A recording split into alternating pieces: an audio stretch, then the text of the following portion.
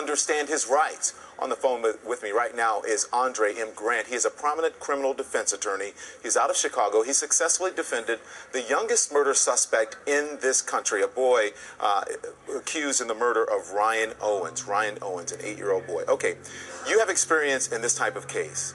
What are your initial thoughts on this one when we look at the confession and that there is no physical evidence? Don, I think when I first heard this, and when you look at it in any murder case, the first question you have to ask is, what is the evidence that suggests that this particular person committed the crime?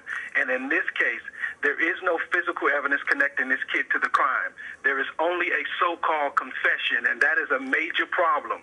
And when you don't have any witnesses, when you don't have any DNA, when you don't have anything that connects a person to the crime, then you have to ask the next question, well, why do you say he did it?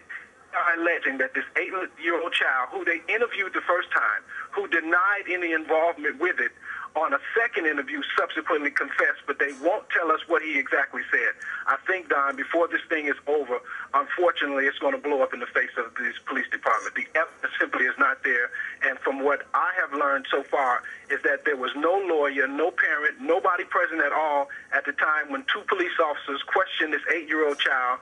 Even if they read him his rights, no one could argue sensibly that an 8-year-old knew what his rights were, knew what rights were, knew who the lawyer was, knew how to contact one or any of these things to protect himself. And I just don't believe this child is involved. Judging from what you're saying here, you say slow down, that because it takes time to investigate this type of case, especially when there is a minor involved, Mr. Grant.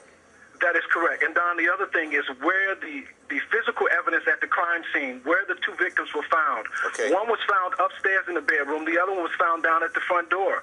And supposedly this kid used a rifle. Are you telling me that this 8-year-old went upstairs, shot someone in the bedroom, went back downstairs, shot someone at the front door? Something is wrong with this picture. There is no physical evidence connecting this child to the crime.